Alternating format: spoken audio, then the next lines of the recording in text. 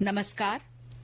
आकाशवाणी जयपुर अजमेर से प्रस्तुत हैं प्रादेशिक समाचार।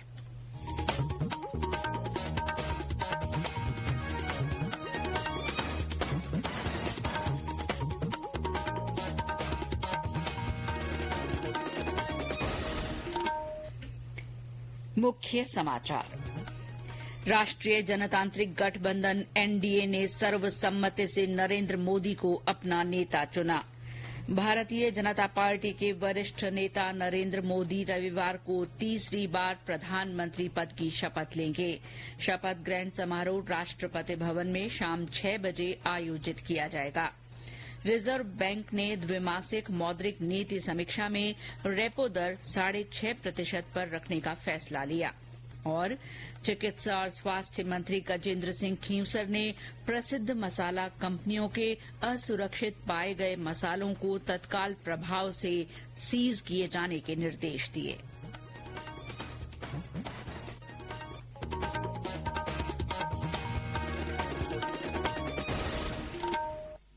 समाचारों के साथ मैं शीला चावला और अब समाचार विस्तार से। राष्ट्रीय जनतांत्रिक गठबंधन एनडीए ने सर्वसम्मति से नरेंद्र मोदी को अपना नेता चुन लिया है। नई दिल्ली में एनडीए संसदीय दल की बैठक के दौरान वरिष्ठ भाजपा नेता राजनाथ सिंह ने श्री मोदी को एनडीए का नेता चुनने का प्रस्ताव रखा और एनडीए के सभी घटक दलों के नेताओं ने इसका समर्थन किया। राजनाथ सिंह ने श्री मोदी के नाम का प्रस्ताव करते हुए कहा कि वे इस पद के लिए सबसे उपयुक्त व्यक्ति हैं। प्रस्ताव का समर्थन करते हुए अमित शाह ने कहा कि ये सिर्फ एनडीए संसदीय दल की बैठक में शामिल नेताओं की ही नहीं बल्कि इस देश के 140 करोड़ लोगों की इच्छा है। टीडीपी प्रमुख चंद्रबाबू नायडू ने कहा कि नरेंद्र मोदी के दूरदर्शी नेतृत्व में एनडीए सरकार ने पिछले 10 वर्षों में महत्वपूर्ण पहल की है। बिहार के मुख्यमंत्री और जेडीयू अध्यक्ष नीतीश कुमार ने श्री मोदी के प्रति अपना समर्थन जताते हुए कहा कि ये बहुत अच्छी बात है कि वे सभी एक साथ आए हैं और अब सभी नरेंद्र मोदी के नेतृत्व में मिलकर काम करेंगे। इस अवसर पर श्री मोदी ने कहा कि एनडीए उन दलों का समूह नहीं है जो सत्ता के लिए एक साथ आए हैं बल्कि ये राष्ट्र प्रथम की भावना के साथ काम करने के लिए प्रतिबद्ध गठबंधन है।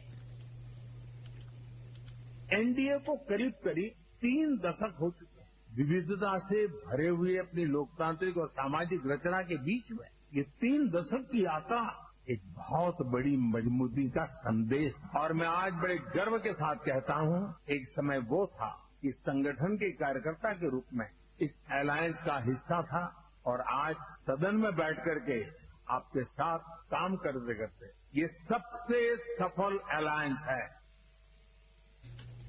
भारतीय जनता पार्टी के वरिष्ठ नेता नरेंद्र मोदी रविवार को तीसरी बार प्रधानमंत्री पद की शपथ लेंगे। शपथ ग्रहण समारोह राष्ट्रपति भवन में शाम 6 बजे आयोजित किया जाएगा। आज एनडीए संसदीय दल की बैठक के दौरान भाजपा नेता प्रहलाद जोशी ने ये जानकारी दी। राष्ट्रपति द्रौपदी मुर्मू श्री मोदी को शपथ दिलाएंगी। साथ ही नए मंत्रिमंडल को भी शपथ दिलाई जाएगी। रिजर्व बैंक ने द्विमासिक मौद्रिक नीति समीक्षा में रेपो दर 6.5% पर ही रखने का फैसला लिया है। शीर्ष बैंक ने लगातार 8वीं बार रेपो दर में कोई बदलाव नहीं किया है। स्टैंडिंग डिपॉजिट फैसिलिटी एसडीएफ दर 6.25% पर और मार्जिनल स्टैंडिंग फैसिलिटी एमएसएफ दर तथा बैंक दर 6.75% पर ही रखी गई है। शीर्ष बैंक की मौद्रिक नीति समिति की 3 दिन की बैठक 5 जून को शुरू हुई थी। बैठक के बाद निर्णयों की घोषणा करते हुए आरबीआई गवर्नर शक्तिकांत दास ने कहा कि मौद्रिक नीति समिति सामान्य मानसून के अनुमान के बीच खाद्य मुद्रास्फीति पर नजर बनाए रखेगी। रिजर्व बैंक ने वर्तमान वित्तीय वर्ष के लिए आर्थिक वृद्धि दर अनुमान 7% से बढ़ाकर 7.2% कर दिया है। देश में आगामी 1 जुलाई से 3 नए आपराधिक कानून लागू होने जा रहे हैं। इनमें समय की मांग के अनुसार नए प्रावधान शामिल किए गए हैं। इसी के बारे में जागरूकता के लिए आकाशवाणी समाचार जयपुर की ओर से प्रादेशिक समाचार बुलेटिन में नई श्रृंखला शुरू की गई है। इसमें हम श्रोताओं को इन कानूनों में किए गए नए प्रावधानों के बारे में जानकारी दे रहे हैं। आज हम आपको आर्थिक अपराधों के संबंध में लाए गए नए प्रावधानों के बारे में बता रहे हैं। आर्थिक अपराधों में अब आपराधिक विश्वासघात, जालसाजी, हवाला लेन देन, सामूहिक विपणन धोखाधड़ी और व्यक्तियों या बैंकिंग और वित्तीय संस्थानों को धोखा देने की योजनाएं जैसे अपराध भी शामिल किए गए हैं। यदि अपराध के कारण जीवन की हानि होती है तो अपराधी को या तो मृत्युदंड या आजीवन कारावास का सामना करना पड़ेगा। साथ ही कम से कम 10 लाख रुपए का अनिवार्य जुर्माना भी लगाया जाएगा। इसके अलावा संगठित अपराधों में सहायता करने वाले व्यक्तियों के लिए उचित दंड के प्रावधान मौजूद हैं। नए प्रावधानों के जरिए घोषित अपराधियों को उनकी संपत्ति जब्त करके दंडित किया जाएगा। साथ ही भारतीय नागरिक सुरक्षा संहिता 2023 अदालत को घोषित अपराधियों की अनुपस्थिति में मुकदमा चलाने की अनुमति देता है। राज्यपाल और कुलाधिपति कलराज मिश्र ने कहा है कि विश्वविद्यालय ऐसे नवाचार अपनाएं जिससे विद्यार्थी स्थानीय संसाधनों का समुचित उपयोग करने के साथ वैश्विक रूप में अपने आप को समर्थ बना सकें। श्री मिश्र आज बीकानेर में महाराजा गंगा सिंह विश्वविद्यालय के 8वें दीक्षांत समारोह में बोल रहे थे। राज्यपाल ने कहा कि दीक्षा शिक्षा का अंत नहीं है, बल्कि इस पड़ाव से आगे जीवन नए ढंग से शुरू होता है।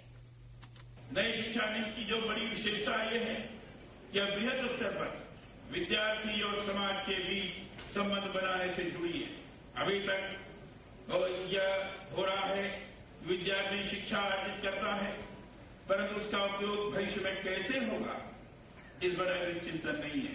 पहुंच, इक्विटी, गुणवत्ता, सामर्थ्य और जवाबदेही जब शिक्षा में जुड़ती है तभी भविष्य की उन्नत राहों का निर्माण होता है। नई शिक्षा नीति इसी पर मूल रूप से आधारित है। राज्यपाल ने ये भी कहा कि बीकानेर की संस्कृति और यहाँ के साहित्य आलोक में ये विश्वविद्यालय नई पीढ़ी को दिशा दे। इससे पहले राज्यपाल ने दीप प्रज्वलित कर समारोह की शुरुआत की। उन्होंने संविधान की प्रस्तावना और मूल कर्तव्यों का वाचन किया। राज्यपाल ने विश्वविद्यालय द्वारा प्रकाशित विभिन्न पुस्तकों का विमोचन भी किया। दीक्षांत समारोह में 2021 की स्नातक और स्नातकोत्तर कक्षा में उत्तीर्ण 1,26,880 अभ्यर्थियों को उपाधि दी गई। साथ ही इसी वर्ष की परीक्षा में पहला स्थान प्राप्त करने वाले 54 विद्यार्थियों को स्वर्ण पदक दिए गए। ये समाचार आकाशवाणी जयपुर अजमेर से प्रसारित किए जा रहे हैं। चिकित्सा और स्वास्थ्य मंत्री गजेंद्र सिंह खींवसर ने प्रसिद्ध मसाला कंपनियों के असुरक्षित पाए गए मसालों को तत्काल प्रभाव से सीज किए जाने के निर्देश दिए हैं। चिकित्सा और स्वास्थ्य विभाग की अतिरिक्त मुख्य सचिव शुभ्रा सिंह ने बताया कि प्रदेश के सभी जिलों में मसालों के सैंपल लेने के लिए पिछले महीने विशेष अभियान चलाया गया था। इस अभियान के तहत नामी कंपनियों सहित विभिन्न कंपनियों के मसालों के प्रदेशभर में कुल 93 नमूने लिए गए थे। राज्य केंद्रीय जन स्वास्थ्य प्रयोगशाला की जांच रिपोर्ट के अनुसार कुछ नमूनों में पेस्टिसाइड और इंसेक्टिसाइड की मात्रा काफी अधिक पाई गई। श्रीमती सिंह ने बताया कि कुछ मसालों की निर्माण इकाई हरियाणा और गुजरात में होने के कारण वहां के खाद्य सुरक्षा आयुक्तों को इस बारे में कार्रवाई के लिए पत्र लिखा गया है। साथ ही भारतीय खाद्य सुरक्षा और मानक प्राधिकरण नई दिल्ली के मुख्य कार्यकारी अधिकारी को भी इन मसालों पर कार्रवाई के लिए लिखा गया है। खाद्य सुरक्षा आयुक्त इकबाल खान ने बताया कि जांच में एमडीएच, एवरेस्ट, गजानंद, श्याम, शीबा, ताजा जैसी नामी कंपनियों के मसाले अनसेफ पाए गए हैं। श्री खान ने बताया कि इन कंपनियों के अन्य मसालों तथा अनसेफ बैच के अलावा अन्य बैचेस के भी नमूने लिए जाएंगे। और अब मौसम। प्रदेश में आज भी कई जगह आंधी चलने से जनजीवन प्रभावित हुआ है। जयपुर में सुबह से आसमान में धूल छाई रही। दोपहर में कुछ देर तेज आंधी के बाद हल्की बारिश हुई। इससे लोगों को गर्मी से राहत मिली। जिले के ग्रामीण इलाकों में भी आंधी से जनजीवन पर असर पड़ा। चूरू में आज दोपहर बाद आंधी चली जिससे लोगों को परेशानी हुई। भीलवाड़ा जिले के गुलाबपुरा क्षेत्र में आज पश्चिमी विक्षोभ का असर देखने को मिला। दोपहर बाद कुछ देर के लिए तेज गर्जना के साथ हल्की बरसात हुई, जिसके कारण तापमान में गिरावट हुई है। शाहपुरा जिले के फूलियां कला उपखंड में मेघ गर्जना के साथ आंधी और हल्की बारिश हुई।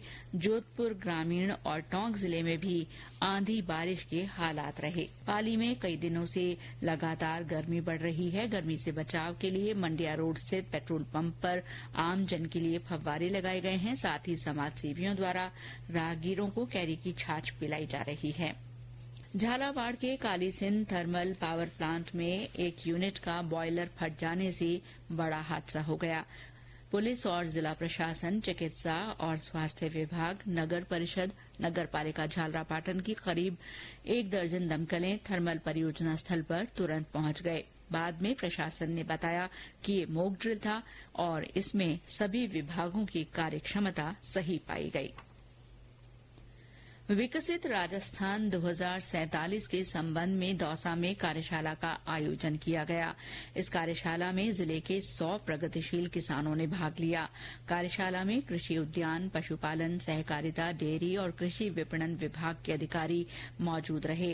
इस दौरान किसानों को खेती के साथ साथ पशुपालन, डेयरी क्षेत्र में नवाचारों के बारे में बताया गया। भरतपुर में भी इसी तरह की कार्यशाला का आयोजन हुआ। कार्यशाला में कृषि जोत की चकबंदी, बाजरा के न्यूनतम समर्थन मूल्य पर खरीद, शहद का समर्थन मूल्य निर्धारित करने, जैविक खेती के किसानों को अनुदान और सहकारी समितियों की आधारभूत संरचना तथा विकास जैसे मुद्दों पर चर्चा की गई। राज्य सरकार ने गर्मी के मौसम को देखते हुए गौशालाओं को 1 करोड़ 40 लाख रुपए का अतिरिक्त प्रावधान मंजूर किया है।